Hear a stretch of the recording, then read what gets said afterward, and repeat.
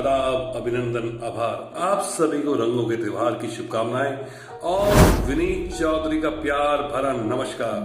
तो आज मैं आपसे बात कर रहा हूं होली से जुड़े एक ऐसे गीत के विषय में जिसके बिना शायद 1981 से लेकर आज तक कोई होली पूरी नहीं हुई है। जी हां, मैं बात कर रहा हूं मेरे और आप सभी के एक फेवरेट गीत रंग बरसे भीगे चुनर वाली के विषय में। जैसा कि आप सभी जानते हैं कि यह गीत 1981 में आई यश चोपड़ा साहब की बहुचर्चित फिल्म सिलसिला में आया था। होली के अवसर पर देश में विदेशों में शायद ही ऐसा कोई म्यूजिक सिस्टम होगा जहां यह गीत ना बजता होगा।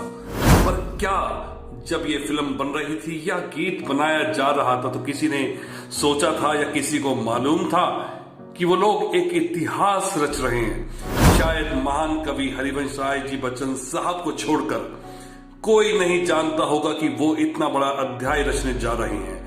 मैंने यहाँ हरिवंश राय बच्चन जी का नाम इसलिए लिया क्योंकि वह जानते थे कि उनकी ये रचना पहले ही कविता के तौर पर बहुत प्रचलित हो चली है, जो कवि सम्मेलनों में, काव्य संग्रह में, बाद में अब फिल्म का हिस्सा बनने जा रही है।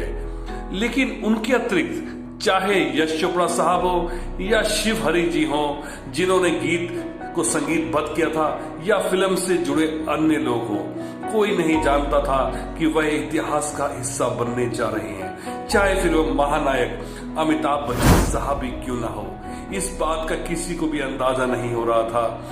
कोई नहीं जानता था कि ये इतनी बड़ी रचना उन्होंने रच दी है। मैं बताना चाहूंगा यह गीत मीराबाई के एक भजन रंग बरसे और मीरान भवन में रंग बरसे से प्रेरित था। असल में यश चोपड़ा जी ने जब फिल्म के गीतकार जावेद अख्तर साहब को बताया कि फिल्म में एक जबरदस्त होली की सीक्वेंस बन रही है, तो इस पर उन्हें एक जबरदस्त तड़कता फड़कता गीत चाहिए जो फिल्म में एक अलग ही रस डाल दे।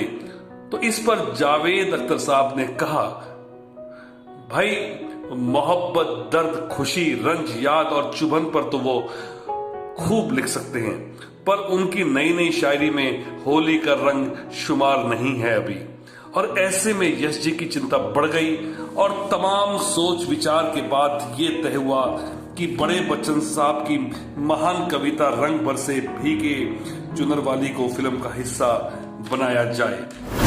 अब हरिवंश राय बच्चन जी से बात की गई तो बताया गया कि अमित जी के ऊपर फिल्माने के लिए उन लोगों को ये गीत चाहिए। तो इस पर हरिवंश राय बच्चन साहब मान गए और यश जी गीत को लेकर पहुंच गए संगीतकार जोड़ी शिव हरि के पास। शिव हरि ने कई धुनें कई दिन तक बनाई, पर कोई भी धुन यश चोपड़ा साहब को अपील नहीं कर रही थी, उनको कोई भी धुन पसंद नहीं आ रही थी। तो वह सब पहुंच गए दोबारा से बड़े बच्चन साहब यानी कि हरिवंश राय बच्चन साहब के पास, और उन्होंने वहां जाकर बड़े बच्चन साहब को अपनी दुविधा बताई। तो हरिवंश राय बच्चन साहब बोले कि ये रचना उन्होंने कहरवा धुन पर बनाई है और उन्होंने इसका सही तरीका यश चोपड़ा साहब और उनकी टीम को बता दिया। बस अब क्या था, धुन तो जबरदस्त बन गई और एक शानदार गाना उन लोगों के हाथ में था। उस दौर में सभी जानते थे कि अमित जी के लिए एकमात्र चॉइस किशोर कुमार जी ही हैं। लेकिन काफी सोच विचार के बाद तय हुआ कि क्यों नहीं इस गाने को अमित जी से गवाते हैं, जो कि अच्छी खासी अवधि बोल लेते हैं।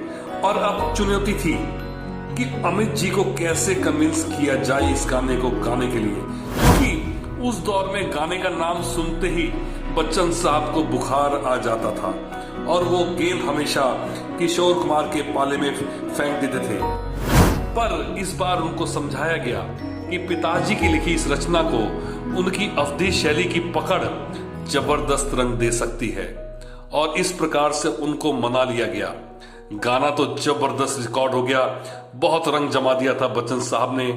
पर अब और भी बड़े वाली समस्या आ गई, क्योंकि गाने को पिक्चराइज भी तो करना था, और वो भी अमित जी, जया जी और साथ में रेखा जी पर।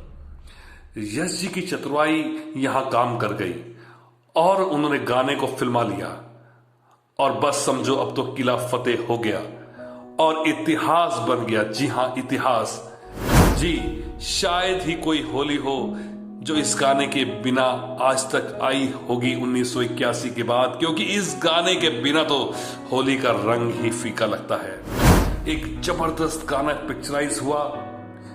यदि ये गाना ना बजे तो मैं ये कहना चाहता हूं कि लगता है कि होली का त्योहार आया ही नहीं। तो इस गाने से जुड़े तमाम लोगों को मैं सलाम करता हूं और आप सभी को विनीत चौधरी का एक बार फिर से होली की शुभकामनाओं भरा प्यार देता हूं और आप सब लोगों से निवेदन करता हूं कि आप बिग बिग टॉकीज को लाइक कर दीजिए और आज इस होली के मौके पर इसको सब्सक्राइब कर लीजिए और अपने दोस्तों में भी शेयर कर दीजिए।